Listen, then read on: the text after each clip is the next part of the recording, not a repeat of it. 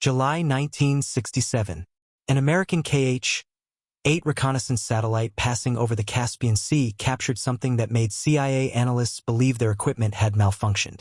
The photograph showed what appeared to be an aircraft the size of a commercial airliner skimming across the water's surface at impossible speeds. Too large to be a seaplane, too fast to be a hovercraft, too low to be flying by conventional means. The technical analysis section filed a report with a classification level reserved for strategic weapons systems. Subject exhibits characteristics inconsistent with known Soviet aviation or naval capabilities. Estimated length 100 meters. Estimated speed 500 kilometers per hour. Flight altitude less than 5 meters above water surface. Propulsion system unknown. The code name assigned by Western intelligence was inevitable. They called it the Caspian Sea Monster. What CIA analysts were looking at through grainy satellite imagery was the KM, the first operational ekranoplan, a machine that exploited a quirk of aerodynamics so specific that it existed in a gray zone between aircraft and ship. Neither flew nor sailed in conventional terms but moved through a cushion of compressed air trapped between its wings and the surface below. The Soviets had built something that violated every assumption about how military vehicles were supposed to work. And for 15 years, they operated it in complete secrecy while Western intelligence struggled to understand what they were seeing. The story begins not with the KM but with a name largely unknown outside specialized aviation circles. Rostislav Alexeyev was born in 1916 in Novgorod, the son of a railway engineer who taught him that elegant solutions came from understanding natural forces rather than fighting them. He studied at the Gorky Industrial Institute where his thesis on hydrofoil design caught the attention of Soviet naval authorities. By age 25, he was designing high-speed patrol boats that rose out of the water on underwater wings, reducing drag and achieving speeds conventional hulls couldn't match. Alexeyev's hydrofoils worked because of a principle called dynamic lift. At low speeds, a boat sits in the water with its hull displacing liquid and creating drag. But attach underwater wings angled correctly and accelerate past a threshold speed, and hydrodynamic forces lift the hull clear of the surface. The boat rides on thin foils slicing through water with dramatically reduced resistance. Soviet riverine patrol boats using Alexeyev's designs reached 70 kilometers per hour, triple the speed of conventional patrol craft. By the late 1950s, Alexeyev was running the Central Hydrofoil Design Bureau in Nizhny Novgorod when he made an observation that would lead to something far stranger than fast boats. He noticed that his hydrofoils experienced a brief moment during takeoff when they seemed to fly, hovering above the water before settling onto their foils. The cushion of air trapped between the hull and surface created temporary lift that disappeared once the craft rose too high and the air escaped. What if you could trap that cushion permanently? What if you designed a craft that flew on purpose in that narrow band where compressed air created lift but you never rose high enough to lose the ground effect? The mathematics were elegant. An aircraft flying close to a surface experiences reduced drag and increased lift because the air compressed between wing and ground has nowhere to escape. Every pilot knows this as ground effect, that brief cushion felt during landing when the plane wants to float. Most aircraft pass through ground effect in seconds. Alexeyev wanted to live there. The theoretical advantages were staggering. An ekranoplan, as Alexeyev termed it from the Russian words for screen and plane, could carry payloads comparable to aircraft while consuming fuel closer to ship rates. Could travel at speeds 5 to 10 times faster than conventional ships while remaining below radar coverage that targeted high-altitude aircraft. It needed no runways, no ports, just open water or flat terrain. And most critically for Soviet military planners, it could deliver troops or missiles across water barriers at speeds that made interception nearly impossible. The Central Design Bureau began experimental work in 1961 with small prototypes that proved the concept worked. Scale models skimming across test tanks behaved exactly as Alexeyev's calculations predicted. The compressed air cushion was stable. Control surfaces could manage pitch and yaw. The craft could transition from water displacement to ground effect flight and back without catastrophic instability. By 1963, Alexeyev had convinced the Soviet Navy to fund something audacious. They would build a full-scale ekranoplan capable of carrying 300 tons across the Caspian Sea faster than any existing military vehicle. What emerged from the Krasnoye Sermovo shipyard in Nizhny Novgorod in 1966 looked like something from science fiction. The KM measured 92.4 meters from nose to tail, longer than a Boeing 747. The wingspans stretched 37.6 meters. 8 Dobrynin VD-7 turbojets, each producing 13,000 kilograms of thrust, were mounted on the forward canard to blast air under the main wing during takeoff. 2 massive Kuznetsov NK 8-4K turbofans producing 10,500 kilograms of thrust each sat on the vertical stabilizer to provide cruise power once ground effect was established. The design was brutal in its functionality. No windows except for the cockpit. No passenger amenities. The fuselage was essentially a flying fuel tank with crew quarters and cargo space carved out of structural mass needed to hold the machine together at 500 kilometers per hour 5 meters above wave crests. The wings were stubby compared to conventional aircraft because ground effect provided lift that normal wings couldn't generate.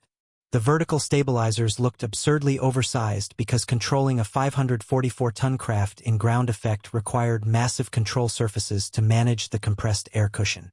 Ground effect physics created unique engineering challenges that didn't exist in normal aviation or naval architecture. An aircraft flying at altitude operates in free air where aerodynamic forces are predictable. A ship moves through water where hydrodynamic forces are well understood. An ekranoplan existed in a transitional state where aerodynamics and hydrodynamics merged into something requiring entirely new mathematics. The compressed air cushion beneath the wings wasn't uniform. It varied with wave height, craft speed, wing angle of attack, and proximity to surface.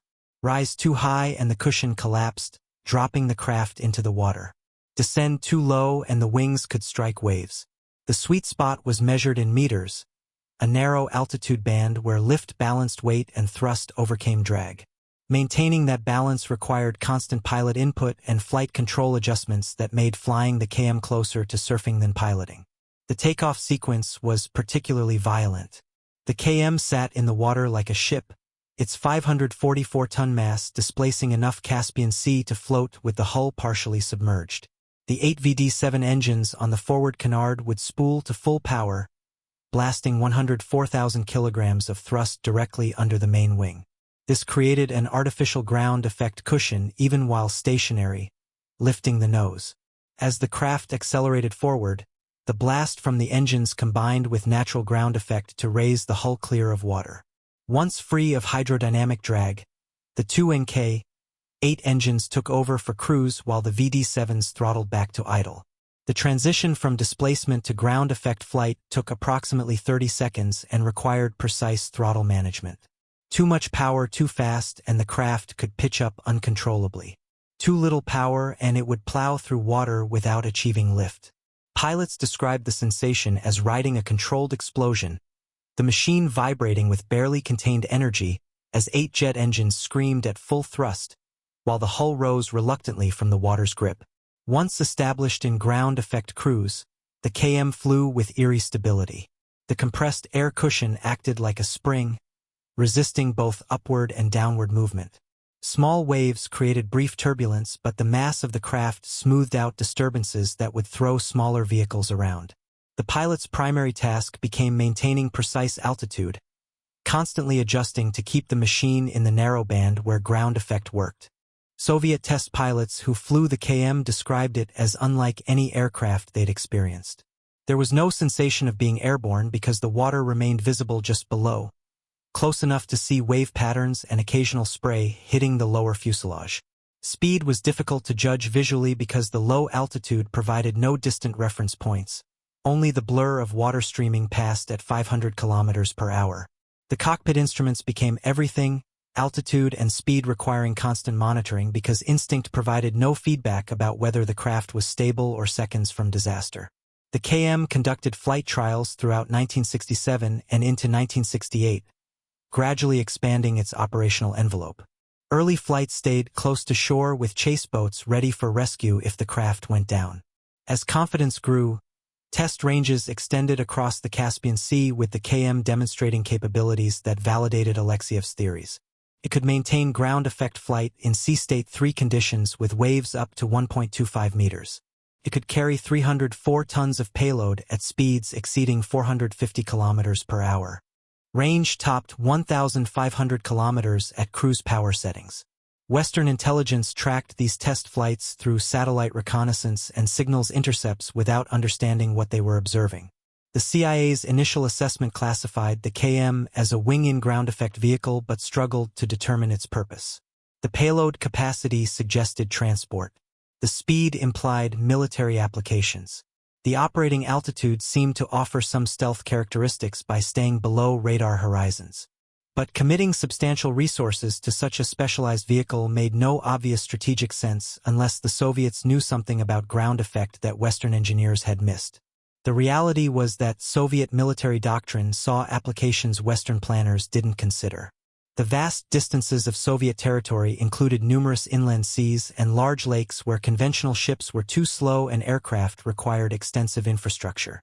An Ekranoplan could link these isolated water bodies with speed impossible for surface vessels while avoiding the runway requirements of conventional aircraft. For amphibious operations, nothing could deliver troops and armor across water barriers faster. For anti-ship missions, an Ekranoplan could approach surface groups below radar detection and launch missiles before defenders could respond. The KM operated in classified trials until 1980 when a crash ended its service life. On December 8, 1980, during a test flight in the Caspian Sea, pilot error during a high-speed turn caused the craft to breach its altitude ceiling and lose ground effect lift.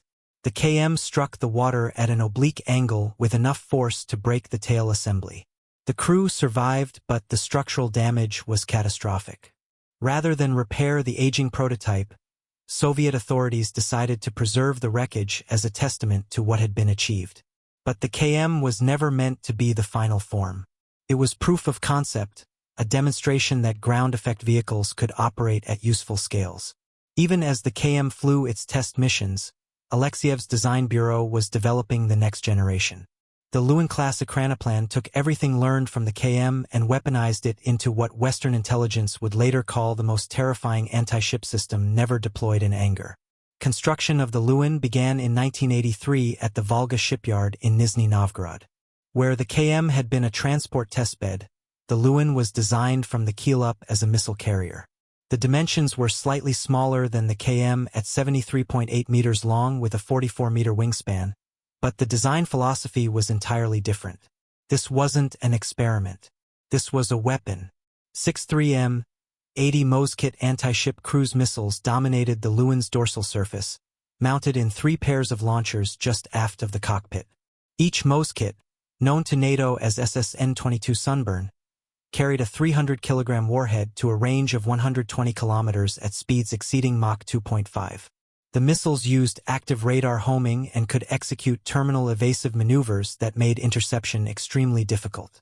Mounted on an Ekranoplan capable of approaching at wavetop height and 500 kilometers per hour, the Moskit created a strike profile that naval defense systems of the 1980s struggled to counter. The tactical concept was brutally simple. A Lewin-class Ekranoplan would depart its Caspian Sea base on radar warning of approaching enemy surface groups.